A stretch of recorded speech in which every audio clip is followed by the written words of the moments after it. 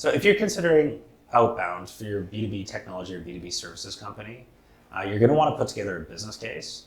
And in this business case, you're going to want to look at a few key variables. The first is how big is your market size? And the second is what is your average client value? Both are really important. You should go for an average client value. Well, your client value should be at least $10,000 or more on an annualized basis. And your market size should be at least 10,000 or more contacts that you can reach out to. If you have those two pieces in place and your profit margins are decent, at least 40% or higher as gross margin, you'll be in a good position to achieve a healthy ROI after about 3 to 6 months using outbound sales.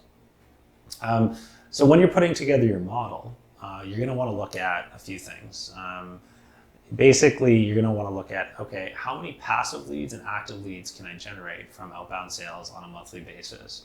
And how long is it going to take for me to actually start driving some of those first meetings? And then from that first discovery meeting, how long will it then take for me to convert those into closed-won sales? So you need to know what is your average sales cycle? If you're getting all your business today through inbound or through referrals, you're probably going to want to double it for outbound. So say your average sales cycle today is 30 days. To be safe, I would recommend that you use a 60-day timeline for your outbound sales cycle. Why? Because you're reaching out to people earlier on in the decision-making process. The second key thing that you want to consider is when doing outbound, you can use a higher average deal value to forecast revenues because you're picking and choosing who you're going after.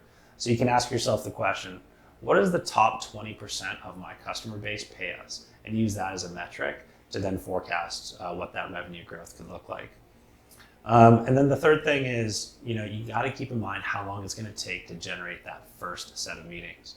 In our case, we're usually generating our first sets of meetings after about 30 to 45 days. And for every meeting we generate, we usually produce another 5 to 10 what we call passive leads. These are people that don't necessarily want to take a meeting today, but they're very open to hearing from us down the road. They're open to receiving messages from us down the road. And so when considering an outbound sales deployment, you need to sort of think about, okay, what are the goals during the first 3 months, 6 months, and then 12 months?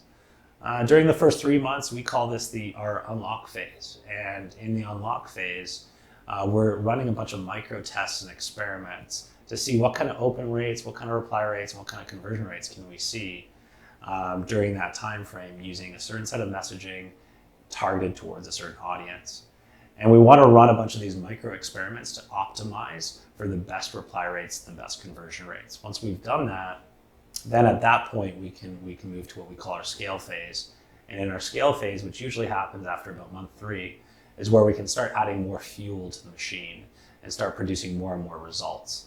And so when you're thinking about doing outbound sales for your business, whether you're doing it in-house or whether you're outsourcing it, you want to give yourself that time to run a bunch of experimentations and tests.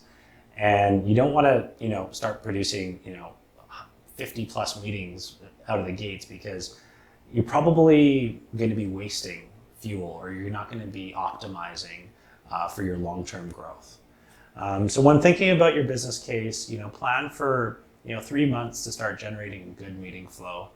And then you got to give yourself, whatever your typical sales cycle is, double it. So say your sales cycle is 30 days, give yourself 60 days to start closing some deals. So you're looking at about a 6-month time window to actually start recouping your investment on whether you hire internal resources or whether you outsource it. And the big thing to consider is that if you are going to do any kind of outbound sales program, give yourself at least a year. Because you remember those passive leads we talked about, the 5 to 10 passive leads you generate for every meeting? Well, guess what? Those passive leads come back around after 9 months. And that's where the hockey stick graphs come into play because all of those passive leads have that brand awareness and they start booking in like active leads and they start booking in like inbound meetings. And so the conversion rates on those are much faster and higher, or the sales cycle is a lot faster and the conversion rates are a lot higher when dealing with passive leads that are aware of your brand for much longer. So the real benefits tend to come in at the 9 to 12 month mark where all the passive leads start converting and you've also optimized your messaging and the team that you have in place has a really smooth and optimized process. So those are all the things you want to consider when putting together a business case for whether or not outbound is the right fit for your business. And if you want to learn more about how to, put together a business case or need a little assistance in that, feel free to comment below or reach out to us today.